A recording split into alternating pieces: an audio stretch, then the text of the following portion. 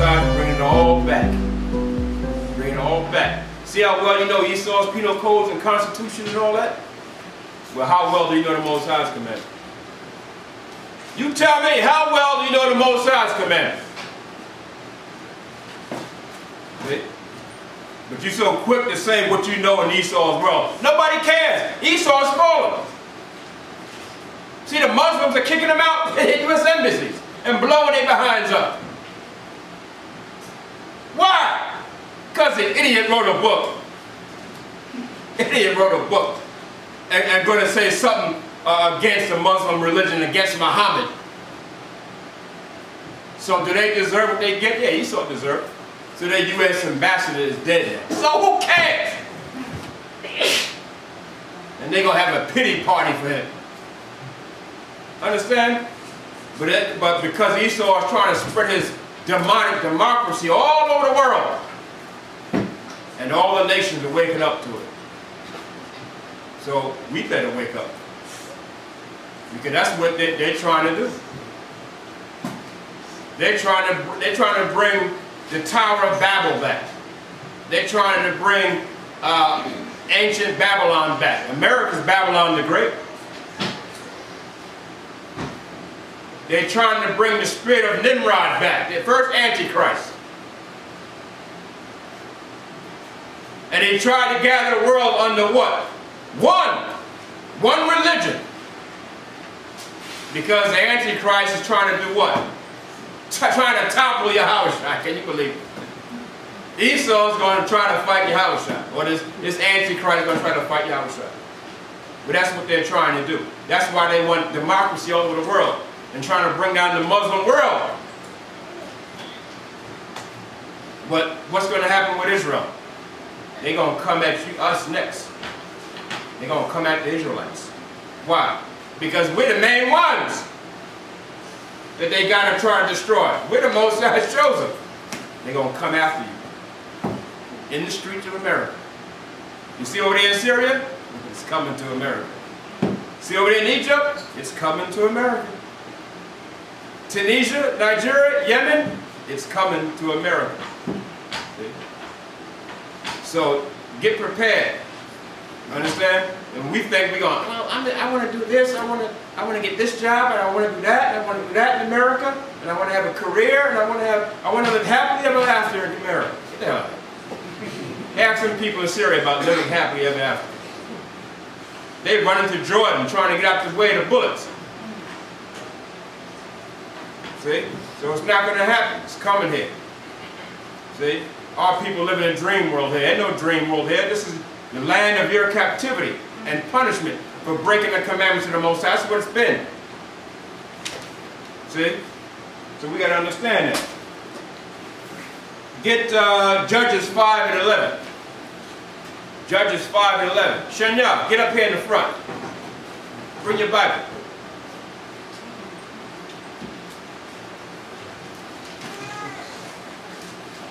Stand up, Shanya, read Judges 5 and 11. All right, well, get prepared to read. Judges, the 5th chapter, and the 11th verse.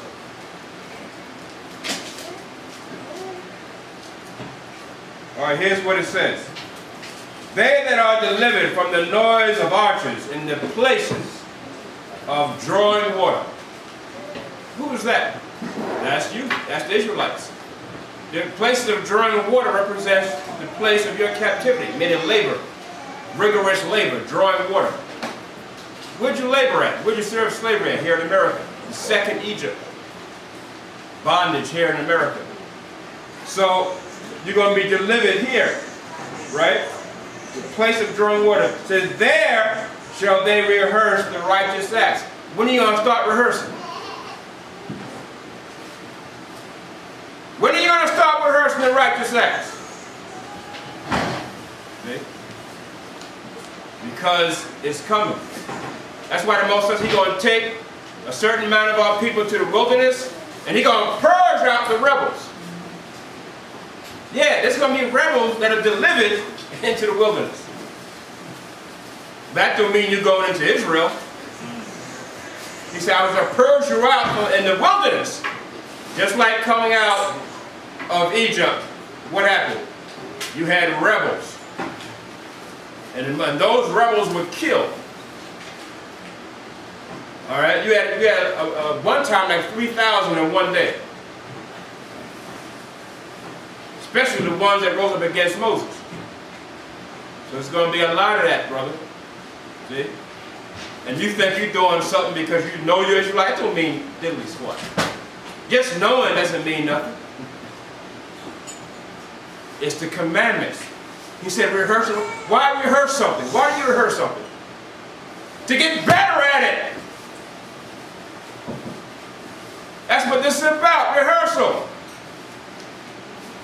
Since you failed the first time, right? And Most had to send you Yahushua so that he can institute faith in you.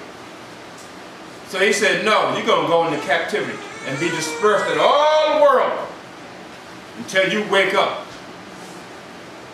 And what did he say? In your affliction, you're going to seek the Most High early. And that's what you're doing. See? But the rebel he shall purge out. There's going to be a lot of rebels.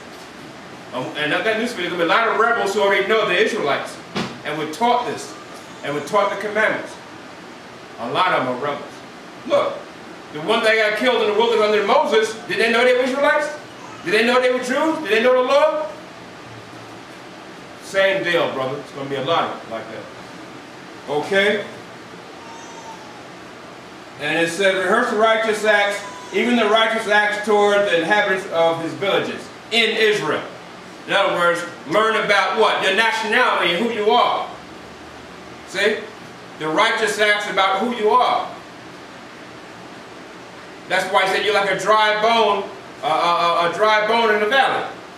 You're dead to who you are. And you got to wake up to the knowledge and wisdom of who you are. Get Nehemiah 8 chapter, Shanya. Everybody get Nehemiah 8 chapter, the 2nd verse to the 6th verse. Show you what the Lord showed Nehemiah to do during what high holiday? The memorial of blowing the trumpets. See, I know, because a lot of our people think this is insignificant. Especially the churches. The churches are the worst thing that ever happened to Israel. Damn churches just messed us all up. And Christian churches too. And then they added, the Jehovah's Witness church. And then they added all them other churches. Worst thing that ever happened to our people is the church system. Okay? Because they think they don't have to keep the commandment. But it's coming down to that. Whether they know it or like it or not. Nehemiah 8th chapter and the 2nd verse. Go ahead, Al. Nehemiah chapter 8 verse 2. And Ezra the priest brought the law before the congregation, both of men and women. See? Ezra, a priest. Ezra was a Levite. He brought the law, see, before the congregation. That's going to happen again, huh? Why would you think the Most High want you to not keep the commandment? How can you have a society with no laws, no order? That doesn't make sense. He brought the law before the congregation, both men and women. Nobody's excluded. Go ahead, Al. And all that could hear with understanding. And he gave the understanding of the commandment. So this is what we try to do here. Teach you about the ceremonial law and then give understanding of why the Most High want us to recognize it and remember it. Go ahead, Al. Upon the first day of the 7th month. What's on the first day of the 7th month? Huh? What's on the first day of the 7th month? Yeah. Memorial of blowing the trumpets. Memorial of blowing the trumpets. So what was Ezra doing? The same thing we're doing, brother. The same thing. Of course, before Ezra was the thousands and thousands of Israel. But we're doing the same thing here on a small level. Because why? This is what the Most High requires. We have to do this. See? Go ahead, Al. Verse 3. And he read therein before the street that was before the water gate from the morning until midday. From the morning until midday. You know what the morning is, represents? About 6 o'clock in the morning. Midday would be about what, 12 o'clock? How many hours is that? 6 hours? 6 hours reading the law. Now how many of you got that kind of endurance now? Because you know I can go 6 hours. Oh boy, stop laughing, boy. But I'm saying, this brother went 6 hours and Israel had to stand there and listen. Because that's what you need. You need to be able to listen to the commandment. You all impatient, fidgety, you know, want to hurry up and eat and all that. Come on, man. You know you're going to eat. See? You smell the food, you're ready. Brother Barak, hurry up. Barak cries out and read the Hebrew, hurry up so I can eat in your mind. That's what they say. Okay. All right. See? But the Most High, nothing goes past the Most High. He hear you. That's your spirit talking. The Most High said, I heard him. I heard what he said. Now I'm going to make them wait. I'm going to have Barak go 3 hours. No, but I'm just saying. But this is how long it was. This is Ezra now. Go ahead, up. Before the men and the women, and those that could understand. Those that could understand, right? How about that? Go ahead. And the ears of all the people were attentive. Yeah, see? That's what you should be, attentive. Because we're in the end now. We should be more attentive to this and recognizing it. Understand? Give ear to it. Go ahead, up. Unto the book of the law. Yeah, law, statutes, commandments. And the book of the law. Now it's the Bible. How about that? See?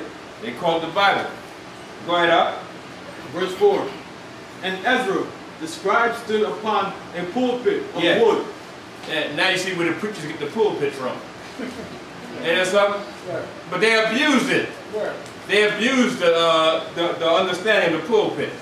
All right? The reason why the Most High told Ezra to stand on the pulpit, because he had to be above the people.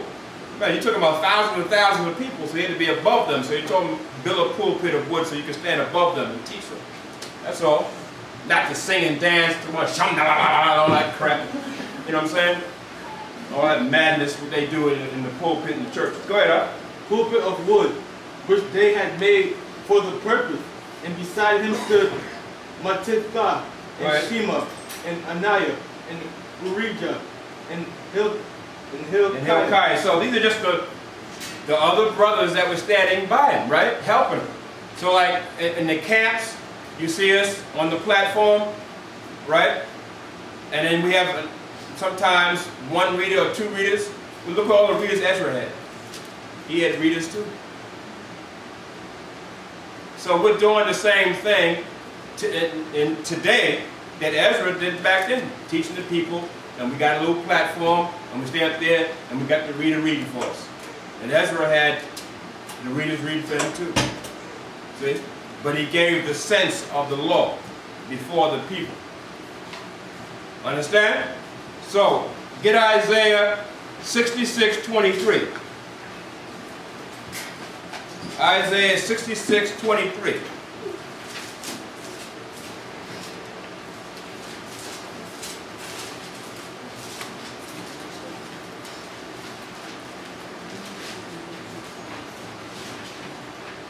Everybody got that? Go ahead, up. Isaiah 66, verse 23. Right. And it shall come to pass that from one new moon to another, and from one Sabbath to another. One new moon to another, one Sabbath to another. It shall come to pass. See how the Lord is speaking? It will come to pass. There's no, in other words, the Most High said, there's no doubt about this. See? This is going to happen. Go ahead, up. Shall all flesh come to worship before me, saith the Most High. See? Shall all flesh come before the Most High and worship. So what did Ezra do? He had all the people come out. They blew the horn, right? And all the people come out to the temple before the water gate, understand? And they were going to worship the Most High. And Ezra taught them the law. Well, that's going to happen again. And you're going to have to stand there for hours and listen. And it's too bad if you're impatient. Who cares? So you're going to have to do it. If not, what's going to happen? You're going to be put to death. Understand? You're going to be put to death. So you're going to sit there and look at these pork chop eating preachers for hours, but when it comes to the truth, you can't sit for 15 minutes. See? Because you know you got to keep the commandment. See? You know that demon in you is burdening you and making you fidgety and impatient and mad and upset, and you got to keep the law. That's the way it is with our people. See? Because when you're teaching people the commandments of the Most High, you're washing them of all their sins. Understand? You're teaching them what's right from wrong and what the law is, so they're being washed at the same time. And that demon in them don't like that. See? So that's why the Most High, He's going to purge the rebels, the ones who don't acknowledge the commandments and take heed to it and want to follow it. That's it. And it's over. This is on you.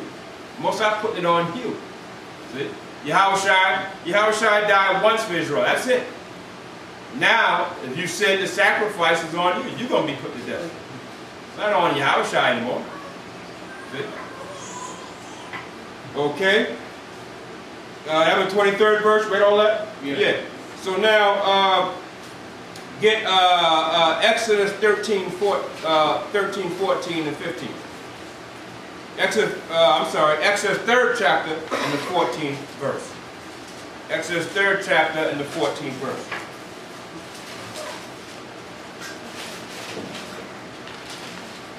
You got that, Chanel? Yeah. Read that. Exodus chapter 3, verse 14. And Yahweh said unto Moses, I am that I am. Yeah, he said, I am that I am. Go ahead. And he said, Thus shalt thou say unto the children of Israel, I am, have sent me unto you. Right. You should say unto the children of Israel, I am, have sent me unto you. And what is I am? Well, I am is the Most High's name. That's Yahweh, right? And Yahweh actually is He is, or He be, correct? So He's saying here, I am. Yeah, I will be. Understand? And so, but that name is holy unto Israel. He's saying it to Moses, but you got to be careful saying it, right? That name is holy. So the Most High is going to tell Moses, good, read on. And Yahweh said moreover unto Moses, Thus shalt thou say unto the children of Israel, Yahweh, our power of your fathers, the power of Abraham, the power of Isaac, and the power of Jacob. See, he's telling Moses, I'm the power. That's it. Nobody else, nothing else. I am the power. And then he said of your forefathers, Abraham, Isaac, and Jacob. Because those were the patriarchs, right? But the Most High is the power. He didn't say Christianity, didn't say the Muslim Muhammad, didn't say, see? Didn't say anything else. Didn't say Jehovah's Witness. Nothing else. No idol God. The Most High is the power, right? Go ahead. This is my name forever. That's His name forever. Understand? Go ahead. And this is my memorial. This is His what? My memorial. The Most High's memorial. Meaning, you shall remember my name forever. That's what He's saying. My memorial meaning, take my name in remembrance and remember it. Because why? He said, I am the power of Abraham, Isaac, and Jacob. I remember my name. Because if you forget, what's going to happen? Well, what happened to Israel? We forgot. Understand? We really forgot. See? And look at the condition Israel's in all over the world. See? So we had forgot. You want to add something? Okay, Hosea 12. 2 to 6. Hosea 12, 2 to 6.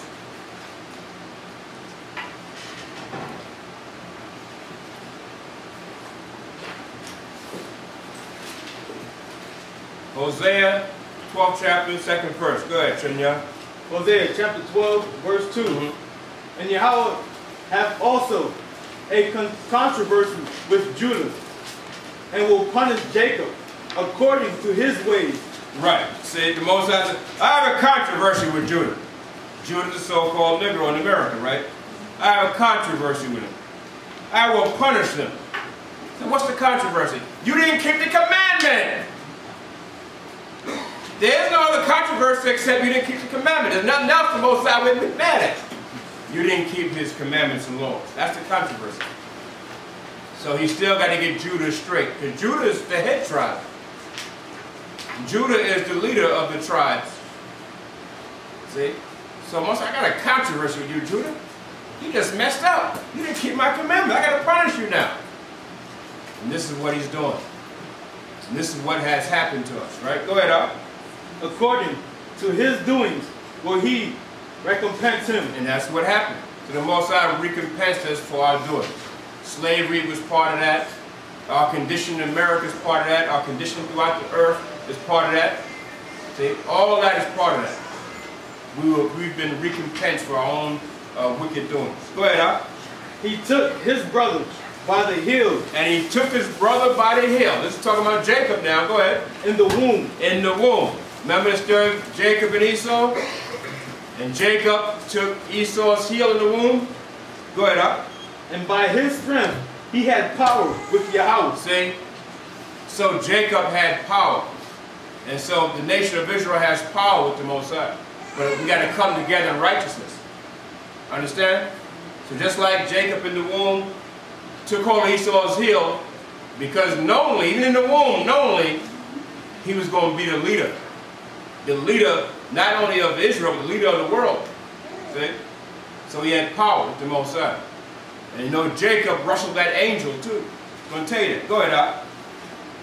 Yea, he had power over the angel and prevailed. Right. So you read that story in Genesis about where, in Genesis 32nd chapter, we're not going to go to it, but Jacob wrestled an angel.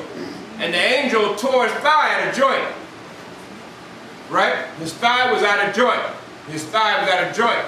So, therefore, before Jacob left the angel, he asked the angel to bless him.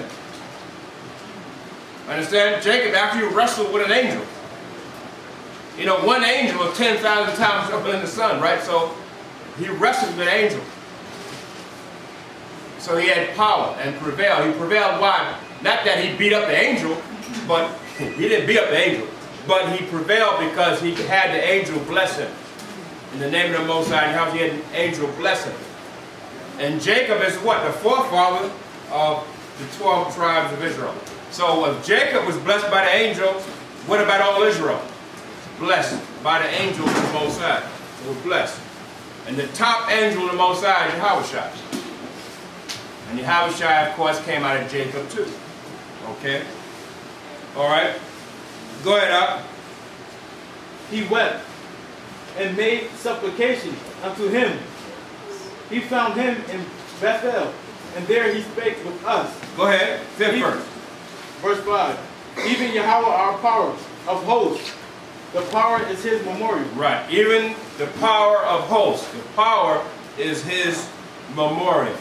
Meaning remembering the Most High's name. And remember what the Most High did for our forefathers. Right? We don't want to remember. But we got to start remembering. All right? Get Psalms 135 and 13.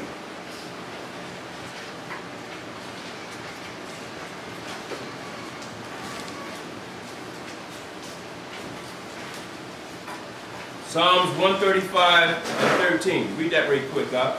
The book of Psalms, chapter 135, verse 13.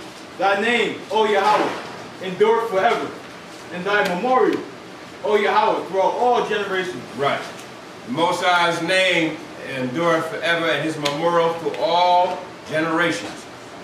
Now, Shania, get Ezekiel 46, 1 to 3.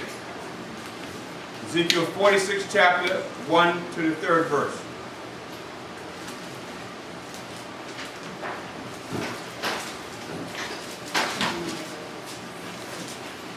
All right, Ezekiel 46, 1 to 3. Go ahead, Shania. Ezekiel chapter 46, verse 1. Right. Thus saith Yahweh our power, the gate of the inner court that looketh toward the east shall be shut the 6 working days, But on the Sabbath it shall be open. Right, you hear what the Most High says? It shall be shut 6 working days, but on the Sabbath it shall be open. This is when we get over there in our land, right? In the kingdom. Where the gate is going to be shut 6 working days, but on the Sabbath it's going to be open. Because the Sabbath is what? A high holy day also. But we don't recognize the Sabbath like we should. See, I know you work on the Sabbath, do on the Sabbath, but in the kingdom you're not going to be doing that. Most High put somebody to death for picking up twigs on the Sabbath. Pick up a twig on the Sabbath and see if you're going to be put to death. Try the Most High. Try. It rained down manna, angels' food. Some simple-minded Negro went out there on the Sabbath. What do you think happened to him? Got put to death. Trying to pick up all the manna he can get on the Sabbath. He got put to death. You read it. Showing the Most High service of the Sabbath. It's a high holy day. And that was one of the first ceremonial laws. The Sabbath.